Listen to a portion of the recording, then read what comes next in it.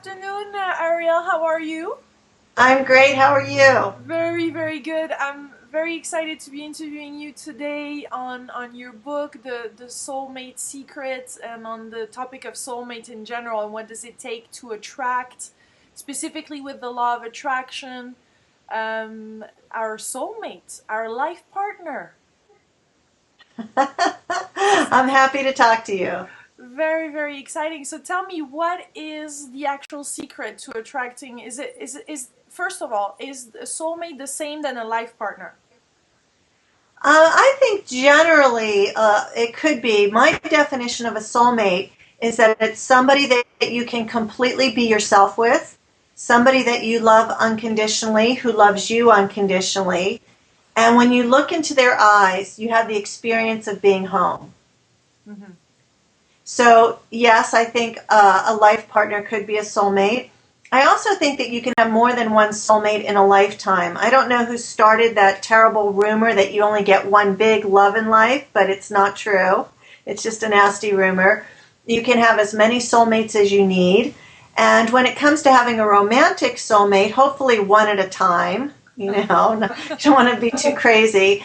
But then you can also have a best friend who's a soulmate. Like in this country, Oprah and Gayle King are a perfect example of soulmate best friends. Or you could have a business partner, or a sibling, or a parent, or a child, or all of the above could also fit into the definition and be a soulmate for you. So you can have lots of soulmates. You can have all the love that you would like all at the same time. So is that a person that you could have you have met on a soul level before? Is that what it is? And that you particularly find back again on the planet? I think so, yes. I think with our soulmate relationships, we've had multiple lifetimes with them. And certainly you can find people you've never met in any lifetime and have that deep heart connection with them. So is that why you recognize each other pretty quickly? I mean, there's a lot of people that talked about meeting their soulmate either romantically or not, but that immediately felt like they knew each other. Is that one of Yes, the thing that truly happens? I think that happens a lot of the time, but not necessarily all of the time. And you could also meet somebody with whom you have that deep sense of familiarity, but they may not be your soulmate for this lifetime, which is why in my book, The Soulmate Secret, I recommend that you make a very detailed soulmate wish list that lists out all the traits and qualities you would like your soulmate to possess, as well as a detailed description of the kind of life that you'll have together. Because that's sort of your checklist to see, oh, is this really the soulmate that's going to make my heart sing in this lifetime? So you could recognize somebody, feel this deep connection to them, but if they don't match up your list of what's going to make you happy, you may not want to commit to spending the rest of your life with them. Hmm. So you have to still follow that checklist, huh? It's not I think your so. heart. You don't fully listen to your heart. You still have to Well, make sure there is some criterias in there. yes, yes, because you really want to have a happy life. Right. So you could recognize somebody with whom you have this powerful connection, but it may be that in a past life you had some very negative experiences together, and they may not be at the level of evolution that you want them to be, that you are at, in order to have this great life together. And if you're coming from the mindset that you only get one soulmate, you're really limiting yourself because you may say, oh, well, I know in my heart they're my soulmate. But are they the highest possible best partner for you in this lifetime? So you need to use your discernment. So is that something very important to know exactly, to feel where they're at in their evolution and to be at a similar evolution level? I think it is because when you have this list, let's say you know that you're somebody who cares about the planet, cares about other people, wants to spend a percentage of your time doing service work. Let's say you're a world traveler, you want to go to lots of different places, you want somebody who speaks the same languages that you speak, all of these things. And then you meet somebody who, lives on the other side of the world, doesn't speak your language, you have this deep heart connection to them. But is this the best possible person for you to spend your life with? Maybe not. So discernment's really important. Knowing yourself, knowing what kind of lifestyle is going to make you happy is really important. And then trusting that you are the powerful woman that you are, that you can magnetize this person to you. Mm-hmm. So we're talking here of the law of attraction, which says that when we think, I mean, things have energy, our thoughts have energy, and therefore if we truly believe in our heart's heart without any doubts, then we will attract this perfect person or this perfect match for us that we've always wanted to. But there's a lot of doubts. Well, and doubt's okay. But that's human nature. We do have doubts. So the law of attraction states that we draw to us, attract to us, those people, places, and things that match our state of being and belief. Mm-hmm. So if your belief is, I'm a loser, I'm unlovable, I'm damaged, I'm too old, I'm too fat, I'm too broke, whatever it is, if that's your core belief about yourself, then what you're going to draw to you is people that match that belief. So falling in love with yourself is really a critical step, really acknowledging the wonderful, warm, loving, kind person that you are, and knowing that there's a match or several matches out there for you. So it's not just, okay, well, I have to be positive all the time. That's not realistic. None of us are positive all the time. And in fact, when you're in this place of doubt or fear or disbelief, what I recommend that you do is go and get an egg timer, a little egg timer clock, yeah. Set it for 5 minutes, and then spend the next 5 minutes sort of diving into those negative feelings. So let's say you're angry and in disbelief. Try to spend 5 minutes seeing how that feels, like being as angry and resentful and as upset as you can possibly be. See where it is in your body. See how many times you felt that way before. Don't think about anything but that. And I promise you, within 2 minutes, those feelings will begin to dissipate, because when you put your full attention on them, when you're no longer resisting them, and you allow them just to be as they are, then you can let go of them. It's when you're resisting what's true for you, when you're in the resistance, oh, I'm really not angry, when you know you are, that you can't think of anything else. So allow yourself to be human, experiencing what you're experiencing, and then take yourself back to a place of heart-centeredness. And one of the easiest ways to do that is with what I call a heart lock-in. And this is a technique I learned from the people at the Institute of Heart Math, where you focus on the area around your heart and you breathe slowly and you allow yourself just to breathe in and out through your heart as you remember and re-experience a feeling of love, appreciation, or gratitude. And you can do it with your eyes open, you can do it with your eyes closed, but just pick any memory where you had the experience of love, appreciation, or gratitude. And if you can't think of one, then remember a time when you looked into the eyes of a baby and you had that connection. And just allow yourself to sort of luxuriate and remember in every cell of your body what it feels like to experience love. And it's from that place that you then begin manifesting more love. But as we get older, and you know that because you met Bryan, is that Bryan, your life partner, at 44?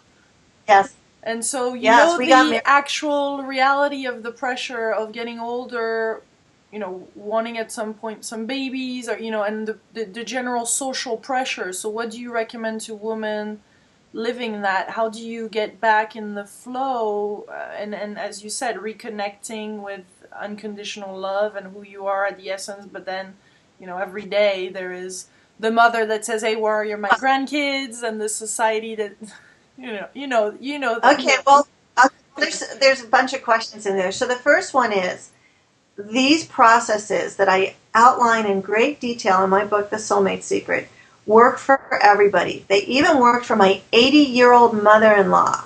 And people would say, oh, well, how is an 80-year-old grandma going to find a soulmate? Mm-hmm. And yet that's exactly what my mother-in-law did, using these techniques.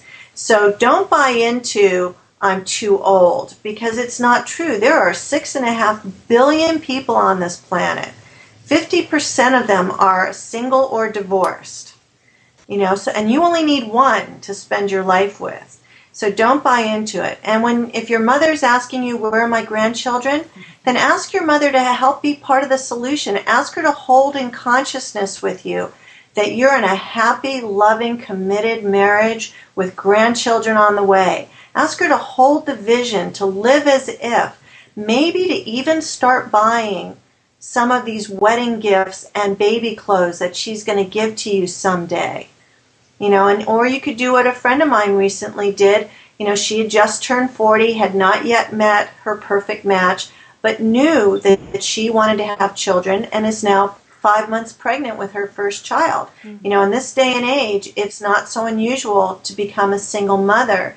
And it's been my experience when I see women who honor what they really want, then the man comes later, mm-hmm. So don't buy into the old way of thinking. You're a very, very powerful woman. You've manifested great things in your life. You have a career, you have this, broadcast, you're connected with people all over the world, you're beautiful. There's no reason why you can't have it all. And what was the turning point for you what was the turning point in this, and when you finally you met Bryan, but what was there was a shift in your own way of seeing things and way of seeing yourself? What happened there? It's actually a really funny story. I was watching the Oprah show one day on TV, and she had Barbra Streisand on as her guest. And Barbara had just gotten engaged to James Brolin, who's a very handsome actor. And she was going on and on about how in love she is. And woo, I lost you there for a second. And as I was watching this, and Barbara was like 55 years old at the time, and I thought to myself, wow, if Goddess, the universe, has the perfect man for Barbra Streisand, I'm going to be a piece of cake, because I'm not a super wealthy, super diva, isolated celebrity living on a hilltop. I'm just this ordinary woman who's 44 years old. And within 6 months of having this realization and doing the Soulmate Secret techniques, I met Bryan. So you finally, instead of feeling separated, you felt part of this. You felt inclusive. I knew without a shadow of a doubt that there was somebody out there for me, and that all I needed to do was open my heart and be willing to have this person find me. And we found each other. Do you think we have some karmic things from past lives? Some things that we have to deal with, some particular situations that we have to face, and particularly in love relationships. Yes, I do. I think karma plays a role, but we also have free will. There's destiny, there's fate, there's all of it. And it's unknown to us. So all we can do is keep coming forward from what our heart's desire is. Mm-hmm. And, really one of the things I like to talk about is what I call living as if. So when we're living as if, we're living as if we know for sure with certainty that what we've asked for is already ours. So we're not coming from a place of wanting. We're coming from a place of gratitude, where we're grateful that our perfect right partner is already on the way to us. We're grateful that we're living the life that we've always dreamed of. And we do this by expressing our love and gratitude and appreciation to ourselves and to everybody that's already in our life. So you have some more techniques or formulas or how-tos to open our heart like this and know that our partner is coming? Yes, one of the things you can do is by getting your home ready for them. So, if I said to you, your soulmate's going to arrive in 72 hours, I bet you could make a long list of things you need to do to get ready. Mm-hmm. There may be cleaning to do, getting rid of clutter, getting new sheets for the bed because you don't want this new person sleeping in your ex-lover's sheets and karmic whatever, right? So there's things to do to get ready for your house. You can clear out the energy of your ex. You can do this by hiring an energy worker, or you can do the Native American technique of smudging, Or you can simply open all the doors and windows on a nice sunny day and take a broom and imagine that you're sweeping their energy out the door.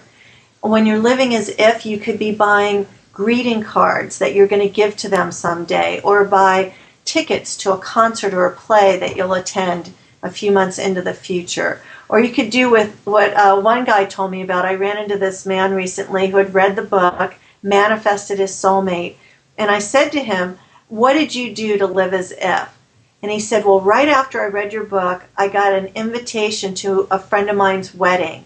And even though I wasn't dating anybody at the time, on the RSVP card I checked off +1. And my friend called me a few days later and said, 'Oh, you're bringing somebody to my wedding. I didn't know you were dating anyone.'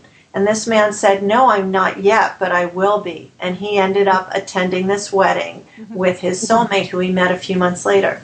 That is So that's what I mean. that is super, super. Do you have any particular message for all singles out there?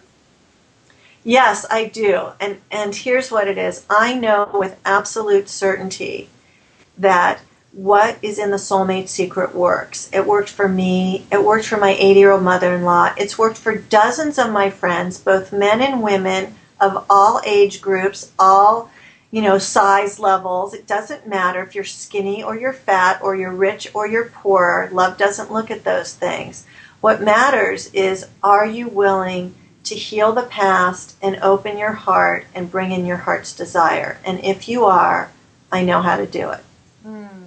Thank you very much, Arielle. It's a Thank pleasure you. to be I'm speaking so with you. glad to meet you. Thanks. All right.